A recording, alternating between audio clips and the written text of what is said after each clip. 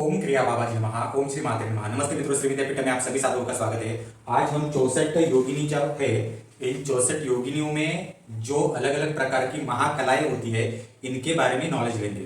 तो ये महाकलाएं कौन सी है? तो अगर आप जब प्रॉपर 64 योगिनी की साधना करते हो, जैसे कि हम आपको 64 योगिनी की साधना सिखाते हैं, उसका पूरा यंत्र पूजन सिखाते हैं, आवरण पूजा सिखाते हैं, इसमें ये पूरे वर्ल्ड में, भारत में भी कहीं पर भी ये विद्या नहीं सिखाई जाती। सिर्फ हमारे श्री विद्यापीठम में ही ये ऑथेंटिक रूप से सिखाई जाती है। जब आप 64 योगिनियों का पूजन करते हो, तब 64 योगिनियां जो है, इनकी कलाएं है नृत्यांग विद्या कला, गांगत्रोष विद्या कला, सूर्य विग्रह विद्या कला, भूमि जागृत विद्या कला, जलविलाक्ष विद्या कला, चंद्र समयुत विद्या कला, वायु समृत विद्या कला, पशु प्राणी जगतस्य विद्या कला, धूम्रदात्राय विद्या कला, आकाशवाणी विद्या कला। ऐसे अलग अलग विद्याएं जो है वो 64 योगिनियों के पास है। और भी नाम थोड़े से मैं आपको बताता हूँ कि ये जानकारी आपने कहीं से प्राप्त नहीं की होगी। इसमें जगत तत्वाय विद्या कला है, वृक्ष भावनी विद्या कला है, त्रिशूलाय विद्या कला है, खगड़ाय विद्या कला है, अस्त्र शस्त्र विद्या कला, मुक्तिदात्रा विद्या कला, ऐसे बहुत सारी विद्या कला है। अब ये जो विद्या कला है, ये विद्या कला है क्या? 64 योगिनियों को इनका उपयोग क्या है? तो ये नॉलेज हम देंगे। इतने बारीकी से नॉलेज अभी तक यूट्यूब के ऊपर आपको कोई भी स्पेसिफिक करके नहीं बताता। कोई भी देवता है, वो सिर्फ मंत्र के रट्टा मारने से प्रसन्न नहीं होती। हर देवता का अपना एक परिवार होता है, अपना एक एनर्जी होता है, अपना एक मंत्रालय होता है। हर मंत्रालय में हर एक मंत्री, सैनिक, हर एक की अलग खासियत होती है। वह नॉलेज आपको बहुत होना आवश्यक है। अन्यथा मंत्रों से अगर रट्टा मारने से देवता प्रसन्न हो जाते, तो पूरा भारतवर्ष आज सुखी हो जाता, कोई भी कर्जे में नहीं रहता। इसलिए ऐसा नहीं होता मित्रों, नॉलेज बहुत इंपॉर्टेंट है। 64 योगिनियों के बारे में आप जानते होंगे कि ये दत्तात्रेय और अनघा लक्ष्मी की 64 शक्तियां विभाजित हो चुकी है, जो एक एक योगिनी देवी है, जिसको हम 64 योगिनी कहते हैं। 64 योगिनी साधना एज पैरेलल एज हम कह सकते श्री यंत्र की नवावरण पूजा, श्री विद्या, ललिता परमेश्वरी की जो विद्या है, एज पैरेलल उसके समकक्ष आती है। क्योंकि अनघा लक्ष्मी दत्तात्रेय जी की जो पत्नी है, ये महात्रिपुर सुंदरी ललिता जो है, इनका अवतार, पहला अवतार जो है वो अनघा लक्ष्मी है। इसलिए ये समकक्ष इनके इस तरह से होता है। काफी लोगों को लगता है कि 64 योगिनी जो है वो पार्वती की है या अन्य किसी देवी देवता की है। ये असली बात नहीं है। देखो, योगिनी एक जो है वो पद हो गया है, ठीक है। जैसे मुख्यमंत्री है, मुख्यमंत्री हमारे स्टेट का भी है, यूपी के स्टेट का भी है, आसाम के स्टेट का भी है, पर एक पद हो गया, उस पद का नाम है योगिनी। हर योगिनी का अलग अलग नाम है। हर योगिनी किस देवता के अंडर आती है, उसका भी एक अलग अलग काम है। महालक्ष्मी की भी योगिनियां है, काली की भी योगिनियां है, सरस्वती की भी योगिनियां है, बहुत अलग अलग देवी देवताओं की भी योगिनियां होती है। जैसे भैरव होते हैं वैसे योगिनियां होती है। वो एक काम करने का पद होता है। आज हम देखने वाले हैं कि 64 योगिनियां जो है वो उनके पास कौन सी महाकलाएं आती है, हर महाकला क्या रिप्रेजेंट करती है। इतना डीप नॉलेज हम देखेंगे। ये नॉलेज है ही नहीं कहीं पर। हमारा YouTube चैनल शेयर कीजिए, सब्सक्राइब कीजिए। जिनको भी श्री विद्यापीठम से ऑथेंटिक साधना सीखनी है, ये 64 योगिनी साधना हमारे यहाँ से सीख सकता है। ये उच्च कोटि की साधना सीखने से पहले आपको अपनी कुल देवी या पितर, इनके आशीर्वाद होना बहुत जरूरी है। इसलिए आपको सिद्ध कुंजिका साधना हमारे यहाँ की, जिसमें चामुंडा तर्पण, चामुंडा अभिषेक सिखाया है, महामृत्युंजय विद्या है पितृदोष के लिए। इनकी एनर्जी आपको पहले लेनी पड़ेगी, उसके बाद आप इतने उच्च कोटि की साधना कर सकते हैं। अभी जो 64 योगिनी की महाकला है, इनके बारे में थोड़ा हम देखते हैं। यह महाकला क्या है? नृत्यांग विद्या, गांगत्रोष विद्या, सूर्य विग्रह विद्या, भूमि जागृत विद्या, जल विलाक्ष विद्या, चंद्र समयुत विद्या। इनके नाम आपको ना यूट्यूब के ऊपर कहीं नहीं मिलेंगे, गूगल के ऊपर कहीं नहीं मिलेंगे, किसी किताब में भी नहीं मिलेंगे। बहुत डीप संशोधन चाहिए, तभी जाकर ये समझ में आ सकता है कौन सी विद्या क्या करती है। अब देखिए, 64 योगिनियां जो है, ये सिर्फ देवियां नहीं है, ये माता भी है और गुरु भी है। योगिनी योग गुरु है। वो योग मतलब ध्यान करके वो वाला योग नहीं।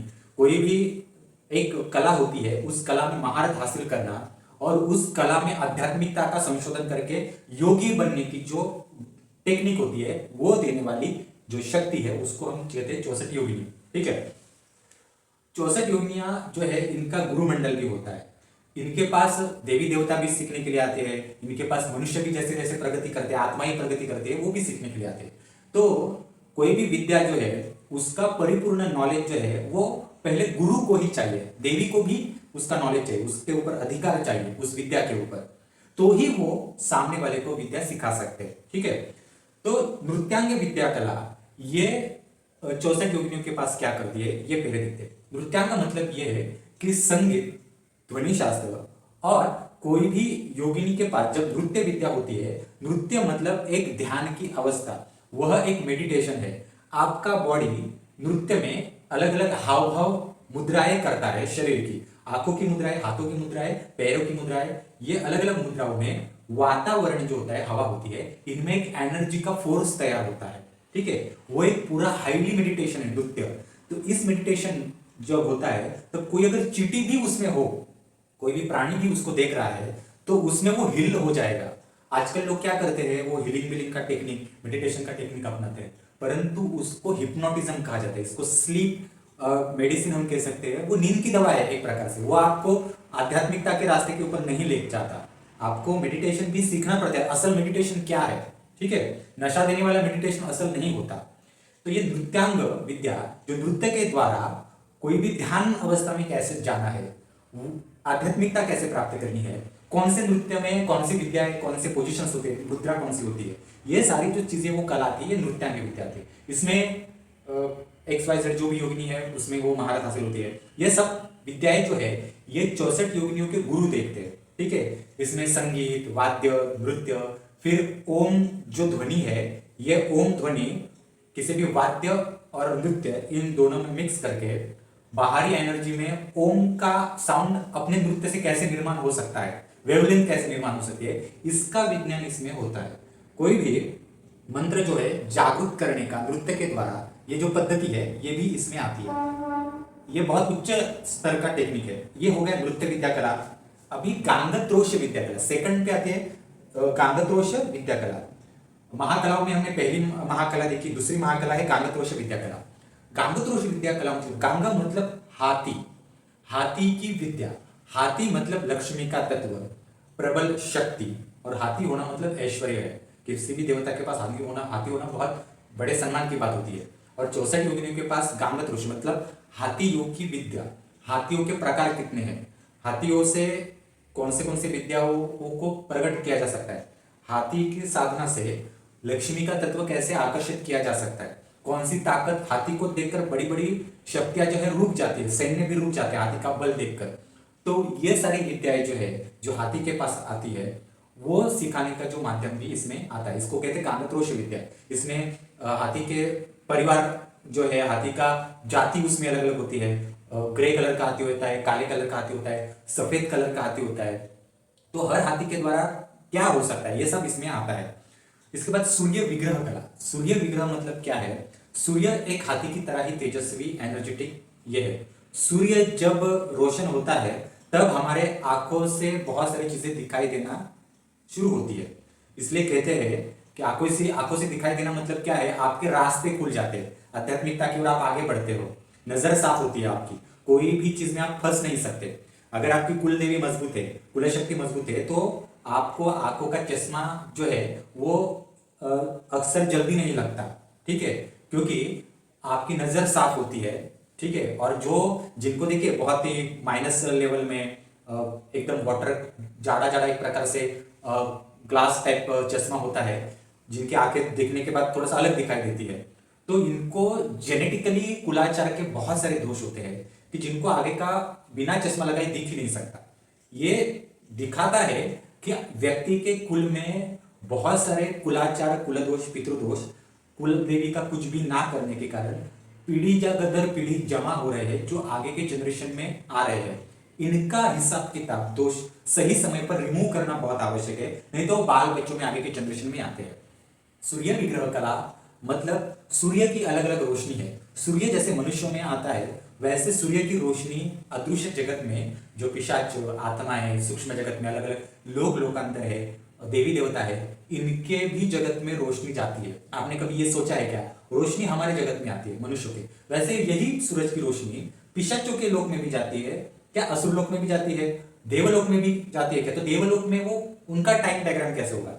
ये जो अभ्यास है सूर्य का, तो ये सब सूर्य विग्रह में आता है, सूर्य विग्रह कला में। ये और भी बहुत सारा अभ्यास है इसमें सूर्य की एक एक जो किरण है उसको कैसे डिवाइड कर सकते हैं वगैरह, वो सब इसमें विद्या आती है। सूर्य के रोशनी द्वारा कैसे मजबूत हो सकता है, जैसे कि आप देखिए सबसे ज्यादा सूर्य में रहता है भूमि, पत्थर और पेड़, इसलिए पत्थर कितना मजबूत होता है और पेड़ जो होता है ये कितना मजबूत होता है। वो देखिए, मनुष्य जो है वो सूर्य की रोशनी में ज्यादा नहीं रहता, तो इसलिए पत्थरों में जो ताकत होती है जो सूर्य के एनर्जी को खींच कर आते हैं, पेड़ पौधों में वो आती है। इसका अभ्यास भी सूर्य विग्रह में आता है। भूमि जागृत विद्या में क्या आता है, तो 64 योगिनी की जो भूमि जागृत विद्या है, इसमें भूमि में से जब देवी देवता निकलते हैं, भूमि में से कोई वस्तु निकलती है, भूमि में से कोई एक चमत्कारिक विद्या शक्ति निकलती है, इसका अभ्यास भूमि जागृत विद्या में आता है। इसमें बहुत सारी चीजें एक्चुअली है, ठीक है। जल विलाक्ष विद्या जो है, जल विलाक्ष में भी वही है कि जल में अलग अलग प्रकार है। एक तो मीठा जल होता है, ठीक है, नमक वाला जल होता है समुद्र का, फिर अलग अलग टेस्ट होते हैं, तालाब का जल एक अलग होता है, नदी का जल एक अलग होता है, फिर डीप गहरे पानी में हरे रंग की जो काई होती है उसके ऊपर जो जल होता है वो एक अलग होता है। तो पानी की भी जो अलग अलग कैटेगरीज है, तो ये जल तत्व है, इनके इनके पास कौन सी शक्तियां होती है, इनमें जो जलचर रहते हैं उनकी विद्या क्या है। इसके साथ जल में अलग अलग प्रकार के देवी देवता भी जल देवता निवास करते हैं, जल में अलग अलग शक्तियां निवास करते हैं, उनसे संभाषण करना, उनका मनुष्य से कोई संबंध आता है, उनका ऊपरी देव देवताओं से क्या संबंध आता है, क्या कोई मनुष्य या कोई शक्ति आगे बढ़ रही है तो 64 योगिनी के द्वारा जल विद्या कैसे सीख सकती है, तो ये जल विलाक्ष विद्या इसमें काम आती है। अगर आपकी कुंडलिनी सच में जागृत हो गई है, काफी लोग कहते हैं कुंडलिनी जागृत हो गई, मुझे ये सिद्ध हो गया वो सिद्ध हो गया, तो कोई भी व्यक्ति बिना सांस लिए, जैसे मछली पानी में ऑक्सीजन लेकर जिंदा रहती है, ठीक है, वैसे ही कोई मनुष्य पानी के नीचे पूरा सर डुबोकर कैसे मेडिटेशन कर सकता है, कैसे साधना कर सकता है, कैसे मंत्र जाप विद्या तपस्या कर सकता है, ये सारा टेक्निक भी इनके पास आता है। तो ये जल विलाक्ष विद्या है। ऐसे और भी विद्याएं इसमें आती है। तो 64 योगिनियां जो है इनके पास अलग अलग विद्याएं आती है। इनका एक छोटा सा नॉलेज आज हमने आपके सामने प्रस्तुत किया, जिसको महाकलाएं विद्या कहते हैं। आप ये लेक्चर फिर बार बार सुनिए तो आपको एक डीप नॉलेज समझ में आएगा। आपको ये नॉलेज कहीं पर भी उपलब्ध नहीं, आप कितना भी ढूंढ लो, सिर्फ श्री विद्यापीठम ही नॉलेज देने में प्रॉपर सक्षम है। जो हमें आता है वो हम आपके सामने प्रस्तुत करते हैं। आपको और भी ऑथेंटिक नॉलेज चाहिए, हमारा श्री विद्या एसेंशियल, कालीकुल श्री विद्या एसेंशियल, एडवांस श्री विद्या एसेंशियल, क्रियायोग एसेंशियल, ये नॉलेज के कोर्सेज कर सकते हैं। डिस्क्रिप्शन बॉक्स में कोर्सेज के लिंक दिए गए हैं। 64 योगिनी साधना भी है। ये साधना अभी तक वर्ल्ड में कोई नहीं सिखाता। कितनी भी बड़ी संस्था हो, कितना भी बड़ा ट्रस्ट हो, किसी के पास भी ये साधना नहीं है। कितना भी बड़ा पीठ हो, किसके पास भी नहीं है। सिर्फ श्री विद्या ही इसे प्रॉपर यंत्र पूजन के साथ सिखाती है। हर एक आवरण का पूजा इसमें सिखाया है। और इसे सीखने से पूर्व आपको कुल देवी के आशीर्वाद, दोष जो है कुलाचा के वो कम चाहिए। इसके लिए आपको अन्य साधनाओं की जरूरत पड़ेगी। इसके बाद ही आप इसमें प्रोसेस कर सकते हैं मित्र। ठीक है, तो आज इतना ही। हमारा YouTube चैनल शेयर कीजिए, सब्सक्राइब कीजिए। डिस्क्रिप्शन बॉक्स में कोर्सेज के लिंक दिए गए हैं। हमारे व्हाट्सएप और टेलीग्राम ग्रुप में भी शामिल हो सकते हैं। और मेरा मोबाइल नंबर आपके सामने स्क्रीन पर है, आप मुझे भी कोर्स के बारे में पूछ सकते हैं। धन्यवाद।